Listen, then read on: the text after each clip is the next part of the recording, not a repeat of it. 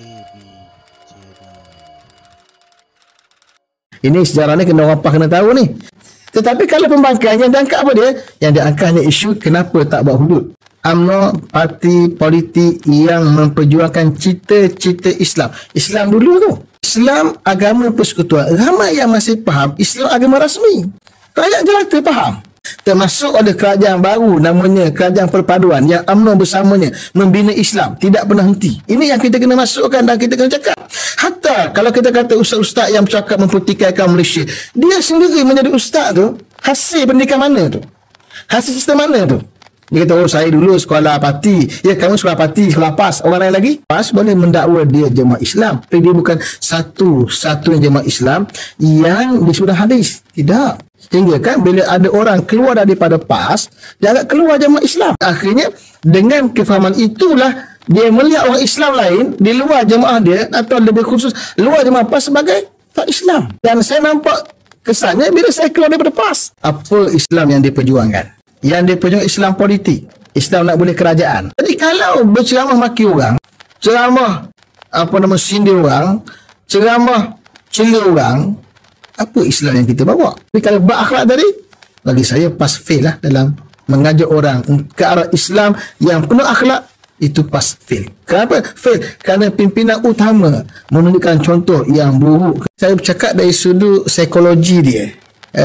Selalunya pembangkang dia akan angkat. Saya bercakap ini kerana saya jadi pembangkang dulu. Lama membangkang, mengurusi PAS. Dah hari ini semua kerajaan. Jadi kita boleh melihat dua cara fikir yang berbeza. Cara fikir pembangkang dia mencari titik untuk di-highlight. Sebab apa? Sebab pembangkang kerja bangkang. Dia tidak bekerja, dia hanya membangkang.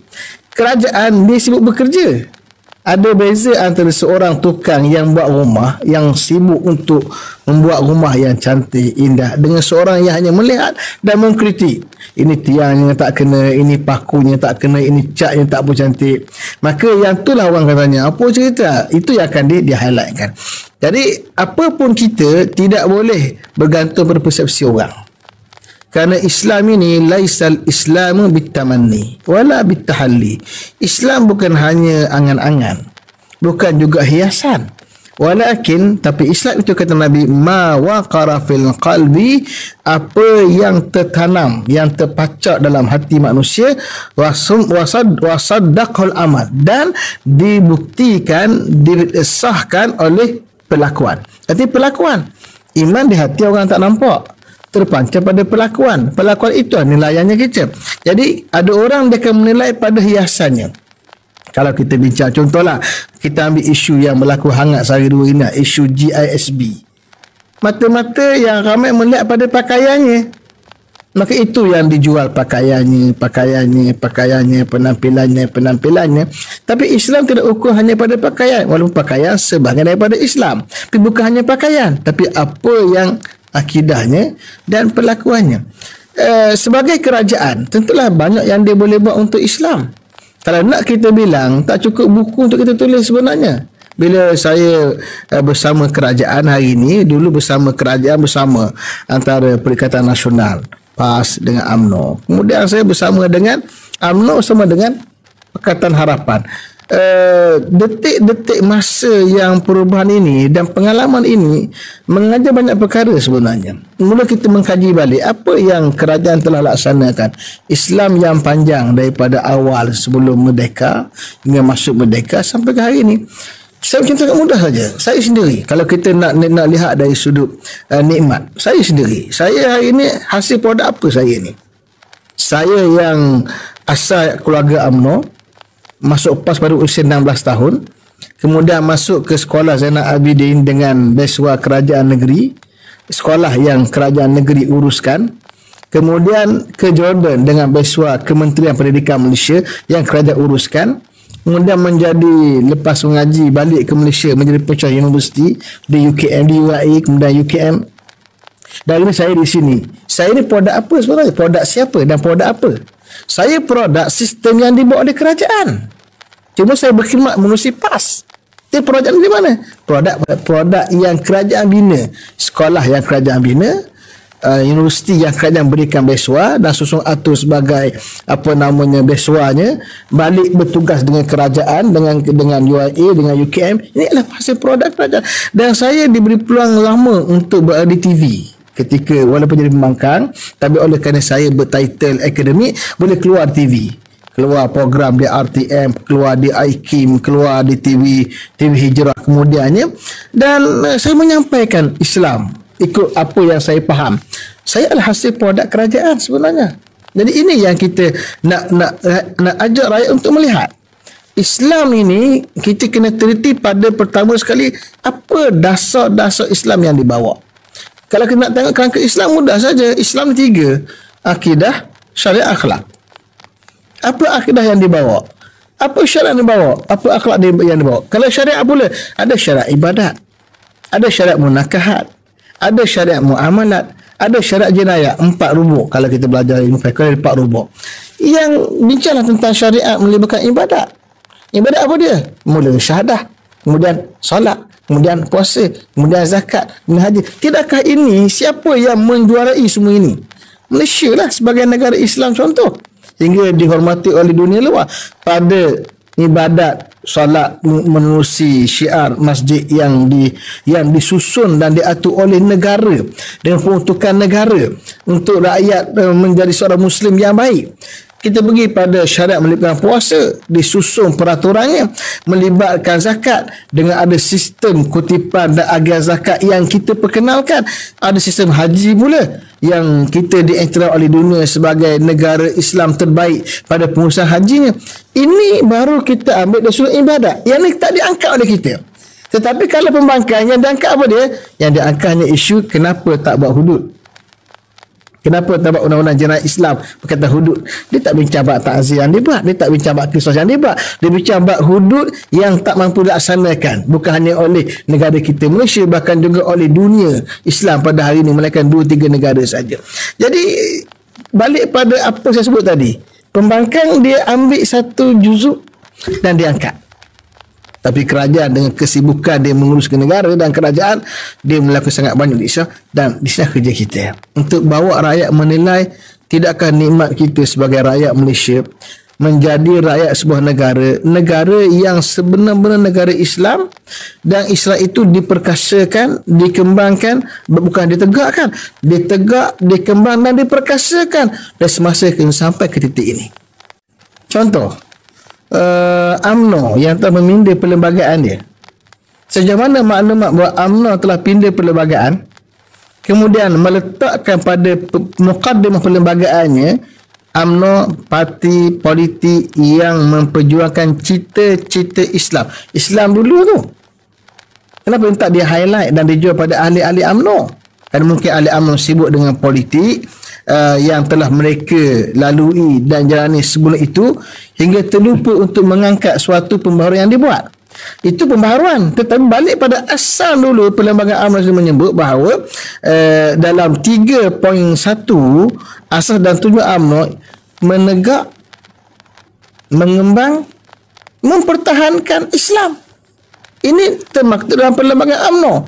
Yang ni tak ada jual. Saya dulu ahli PAS, saya tak baca perlembagaan UMNO, saya hanya baca perlembagaan PAS. Bila saya baca perlembagaan UMNO, bila saya diajak, ditawarkan untuk bersama dengan UMNO, yang pertama saya minta perlembagaan. Baru saya baca perlembagaan. Bila baca perlembagaan, tengok rupanya telah termaktub dalam perlembagaan UMNO 3.1. So apa masalah untuk saya bersama dengan UMNO untuk meneruskan perjuangan UMNO yang meletakkan nombor 3.1 asas dan tujuan UMNO ialah menegak Islam, mengembang Islam, mempertahankan Islam.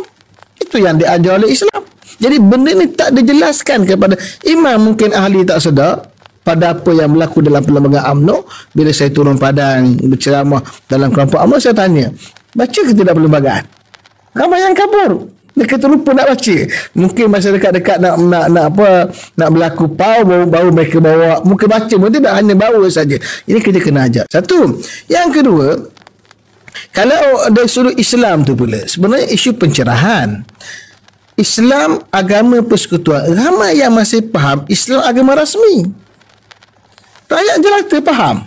Kerja kita memberi penjelasan yang sebenar, merasakan insaf bahawa Malaysia negara Islam bila diletak dalam perlembagaan persekutuan dalam artikel 3. Artikel 3 berarti artikel yang paling tinggi lah.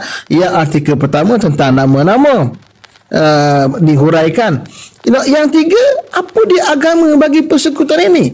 Islam agama persekutuan, bukan agama rasmi persekutuan. Kalau agama rasmi artinya untuk seremoni saja, untuk perayaan saja, untuk upacara saja. Tapi Islam agama berarti persekutuan, ada agamanya. Kalau kita Muslim, agama kita Islam, kita Muslim. Kalau negara itu agama Islam, maka dia Muslim, negara Muslim, negara Islam. Tapi ini perkara yang tak kita highlight. Adapun kelemahan yang berlaku pada individu atau pada negara tidak mencacatkan status sebagai Islam. Saya Muslim, maka saya buat dosa. Hari ini buat dosa, besok minta ampun, buat dosa pula, minta ampun pula. Besok iman saya naik, saya buat amal yang banyak. Lusa iman turun, saya buat dosa yang banyak. Kemudian lepas tu iman naik, buat amal yang... Itu manusia, individu. Kerajaan pun sama. Kerajaan dia Muslim, dia kerajaan Islam, dia negara Islam. Pada praktik amalannya, ada ketika imannya naik, banyak amalan dia buat. Imannya turun, ada benda kesilapan dia buat. Kesilapan itu tidak mencacatkan status Islam dia. Ini kita kena bagi pencerahan. Kalau dulu dalam PAS, sebagai contoh, kita diajar bahawa Malaysia bukan negara Islam. Tapi tak sebutlah Malaysia negara kafir, tak berani sebut yang tu, perang lah kan. Tapi dia guna ayat berlapis, Malaysia negara orang Islam. Dia tak nak pergi Malaysia negara Islam tu. Hanya negara orang Islam. Sedangkan Malaysia negara Islam. Dan itu kalau kita beri pencerahan lagi ialah termaktubnya Islam sebagai agama persekutuan itu bukan datang kosong. Dia datang dari sejarah. Negara kita ada sejarah dia. Sejarah kita bukan bermula semalam sebelum merdeka. Sejarah kita panjang. Daripada kerajaan Islam Melaka, jatuh kerajaan Islam Melaka, bangkit kerajaan Islam Johor, dibina kerajaan Islam yang di Perak, dibina kerajaan Islam lebih awal lagi di di Kedah, kerajaan Islam di Kelantan, kerajaan Islam di Terengganu, kerajaan Islam di Pahang. Sejarah Islam yang panjang ini yang ratusan tahun. Imam kita kata kerajaan Kelantan 1100, kerajaan Kedah tahun 1000, kerajaan Melaka 1400, kerajaan Perak 1500. Kita sebutlah semua angka-angka itu, tetapi 1500 sampai ke zaman kita bina persekutuan, tempoh masanya ialah 1000, tempoh masanya ialah beratus tahun, 400 tahun paling-paling kurang. Itu sejarah kita. Dan semua negeri-negeri Melayu Sembilan ini adalah negeri Islam. Ditambah dalam perlembagaan dia. Imam perlembagaan Kedah ke, imam perlembagaan Perlis ke, imam perlembagaan Selangor ke, Perak ke, Johor ke, Pahang ke, Terengganu ke, Kelantan, termaktub Islam agama negeri. Maka bila dibuat persekutuan gabung, dibawa acuan yang sama pergi ke peringkat persekutuan ke Malaysia negara Islam. Ini yang kita kena cakap hari ini. Malangnya sebab yang bercakap mungkin tak ramai, atau mungkin bercakap bukan sebagai orang politik, bercakap sebagai orang akademik yang mungkin orang, bila orang kena bercakap hanya orang akademik yang dengar. Tapi orang politik bercakap, semua orang dengar. Imam dia kerajaan, imam dia membangkang. Maka suara politik, orang politik macam kita lah, saya orang politik, saya kena bercakap tajuk ini. Di situlah peranan Majlis Ulama UMNO. Majlis Ulama UMNO ditubuhkan untuk menjelaskan bahawa parti ini bawa Islam, bahawa negara ini adalah negara Islam, bahawa negara ini dipacu bermula sebelum merdeka sampai hari ini dengan Islam. Termasuk ada kerajaan baru namanya Kerajaan Perpaduan yang UMNO bersamanya membina Islam, tidak pernah henti. Ini yang kita kena masukkan dan kita kena cakap. Hatta kalau kita kata ustaz-ustaz yang bercakap mempertikaikan Malaysia, dia sendiri menjadi ustaz tu hasil pendidikan mana tu? Hasil sistem mana tu? Dia kata, oh saya dulu sekolah parti. Ya, kamu sekolah parti, sekolah PAS. Orang lain lagi? Yang kawan-kamu lagi? Yang ramai lagi? Yang hari ini menjadi guru Jacob. Kamu dulu sekolah mana dulu? Menengah mana? Ambil SPI mana? Kamu ambil syahadah mana? Syahadah star mana kamu ambil? Hingga melayakan pergi ke Mesir sebagai contoh. Ini sistem. Kita kena cakap tajuk ini. Jadi kalau ditanya daripada saya, kenapa jadi apa yang jadi? Sebab penerangan dan penjelasan. Maka kerja kita ialah bercakap. Saya tak berhenti bercakap. Bermula saya masuk UMNO 2 tahun yang lalu, dan saya tengok perlembagaan, saya kaji sejarah. tanpa malu saya bercakap. Mungkin orang kata Dr. Khairudin ni lebih UMNO dan UMNO. Ya, betul. Kerana saya kena bercakap apa yang saya yakin. Apa yang ada pada UMNO yang orang tak ada, saya kena highlight kan. Dan saya ada tanggungjawab sebagai timbalan pengurusi Majlis Ulama UMNO bahawa Islam yang kita perjuangkan itu adalah perjuangan kita. Di malam ni pun kita buat podcast untuk tujuan penerangan ini. Dan kita tak akan berhenti untuk bercakap tajuk ini hingga rakyat melihat, diberi pencerahan. Yang kabur kita cerahkan. Ya, sebenarnya kita kena betulkan pemikiran yang salah tentang konsep kumpulan-kumpulan Islam ini yang dinamakan dari sudut bahasa Arab sebagai jamaah. Jamaah yang ada ini bahasa Melayunya kelompok lah. Dia adalah kelompok dalam Islam. Tetapi dalam PAS diberi faham indah dia kelompok sebenar-benar Islam yang Nabi sebut dalam hadis. Yang Nabi kata talzamu jama'atal muslimina wa imamahum. Pertama, ini adalah suatu salah tafsir terhadap hadis. Saya walaupun saya orang PAS, saya dah tegur paling lama. Ketika saya mengaji lagi. Dulu saya kat Jordan, saya juga terlibat di peringkat kepimpinan. Antara yang saya tegur ialah salah faham dalam mentafsirkan hadis berkaitan makna jamaah. Yang saya faham berdasarkan apa yang saya baca, apa yang disebut oleh para alim ulama. Saya kumpul semua kitab-kitab semasa dan lama berkaitan makna jamaah. Maka saya menegaskan salah tafsiran ini. PAS boleh mendakwa dia jemaah Islam, tapi dia bukan satu-satunya jemaah Islam yang disebut dalam hadis. Tidak. Dia hanya satu kelompok kecil daripada orang Islam. Salah faham inilah yang dibawa berterusan dalam PAS. Hingga kan bila ada orang keluar daripada PAS, dia agak keluar jemaah Islam. Ada seorang sahabat saya, lepas saya keluar PAS, dia duduk sebelah saya, ada satu majlis kenduri lah. Kenduri itu dijemput Datuk Razif bersama. Datuk Razif yang jemput, dia datang hadir sebab dia kerajaan datang, mewakili wakil rakyat lah. Dia kata kat saya, entah keluar jemaah Syekh, sahabat Nabi tak keluar jemaah. Saya terkedu. Saya nak betulkan salah faham dia ni, ramai yang hadir ni. Tak, bukan waktu ni kita nak makan, tak nak berdebat lah. Saya kata kat dia, entah salah faham tu, nanti saya akan terangkan. Mana pahaman dia bahawa sahabat tak keluar jemaah. Jemaah mana tu?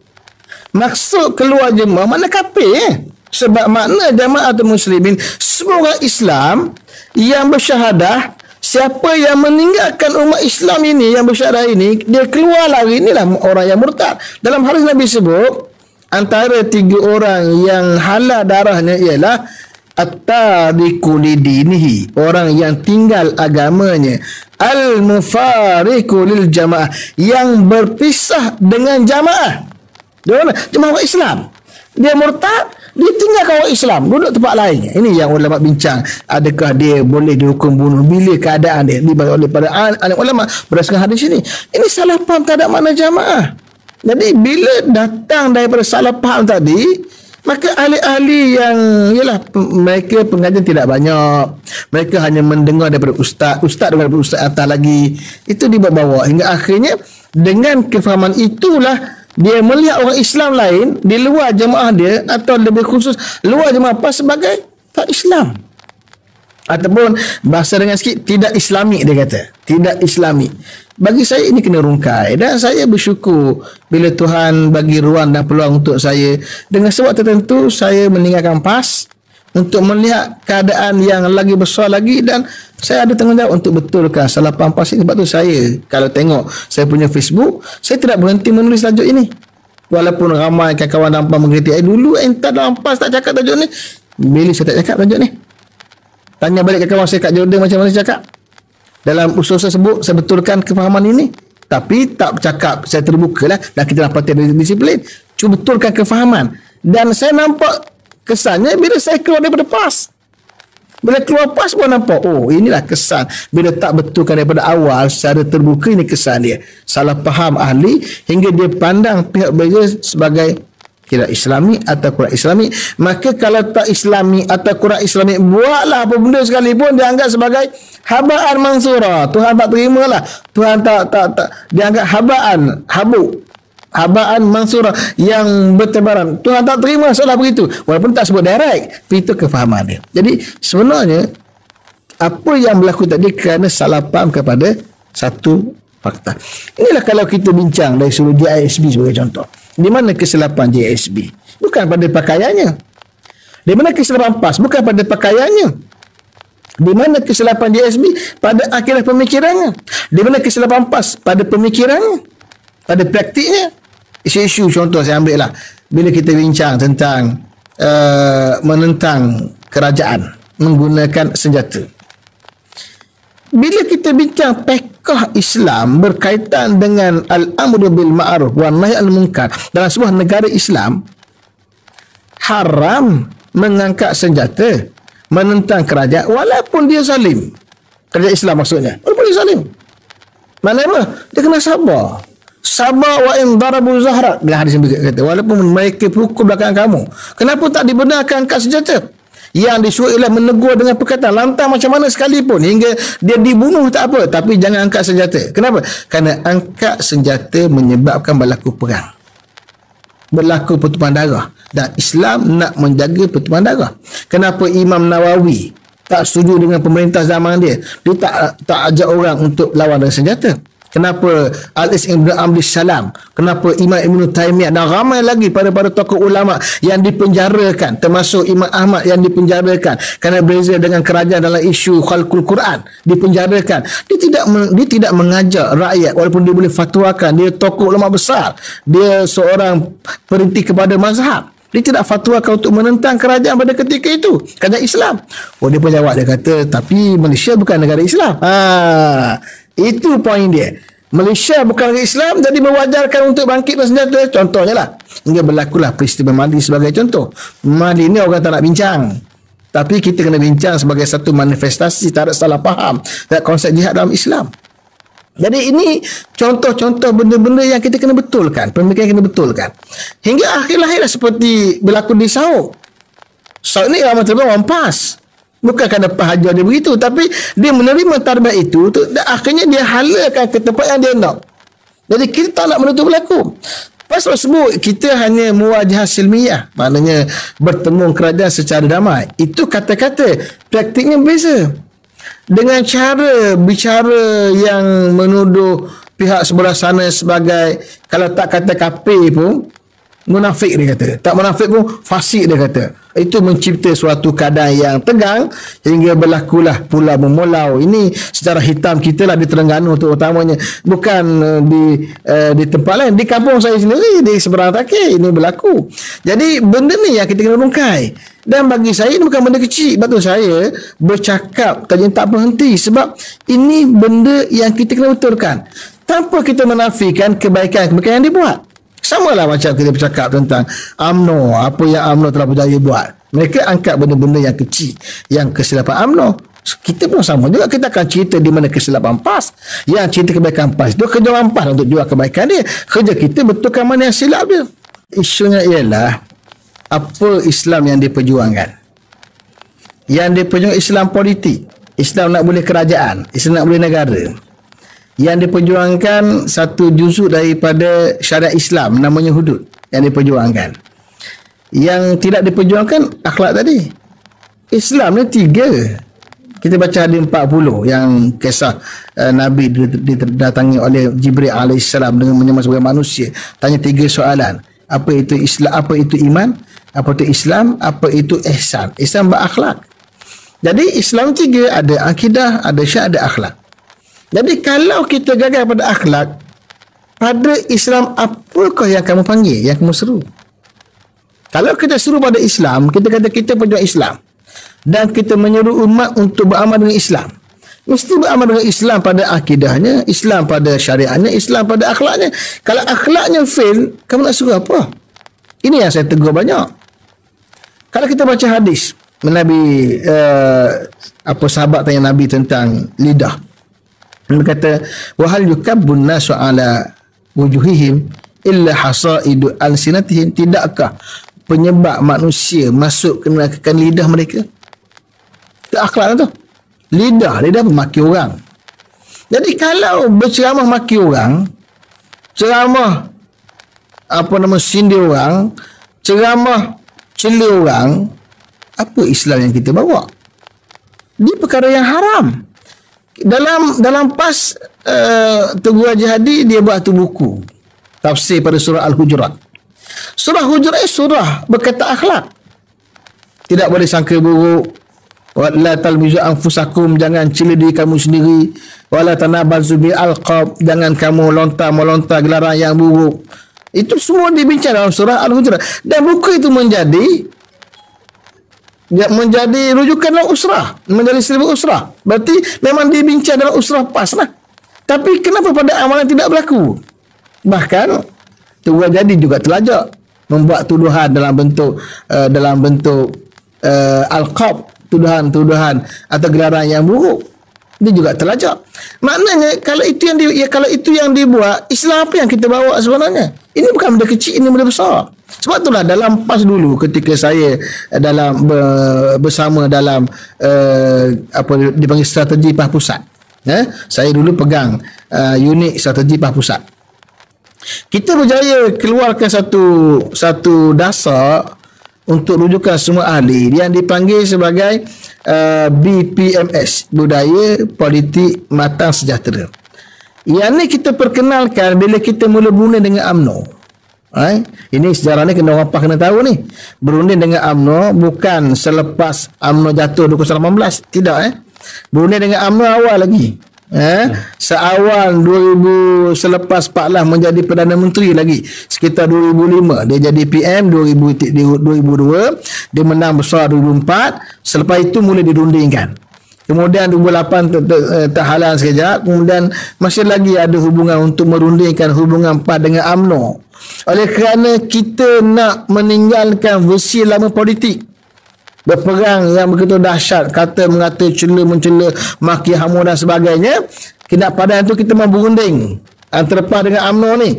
Maka 2015 kita perkenalkan, 2016 kita berjaya umumkan ataupun isytiharkan budaya politik matang sejahtera yang mengajak ahli jangan maki hamun ketika ceramah.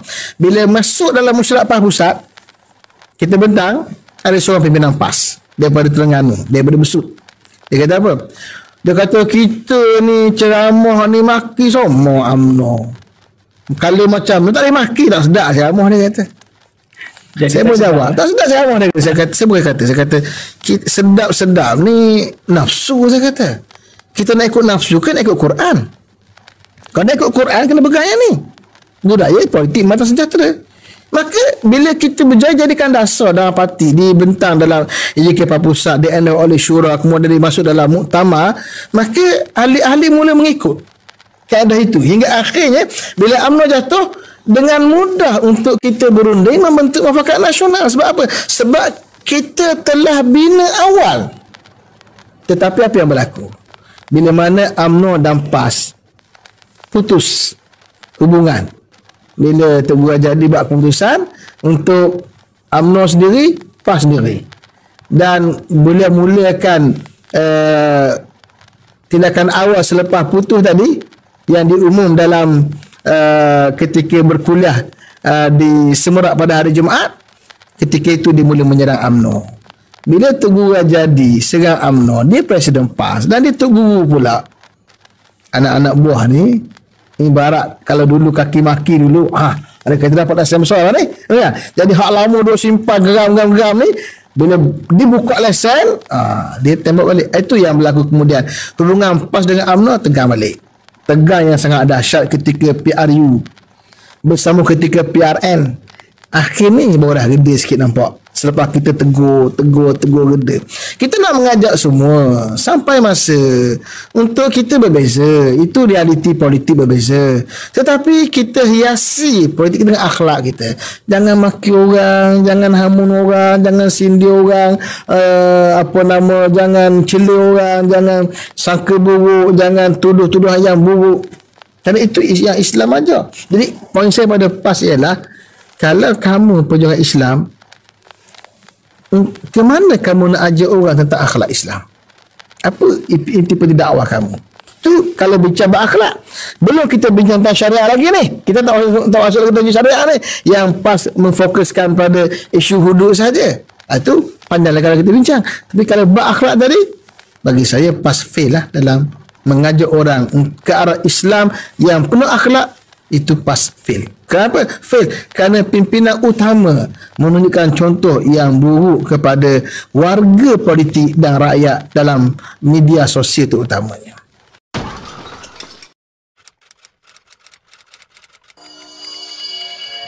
AB Channel.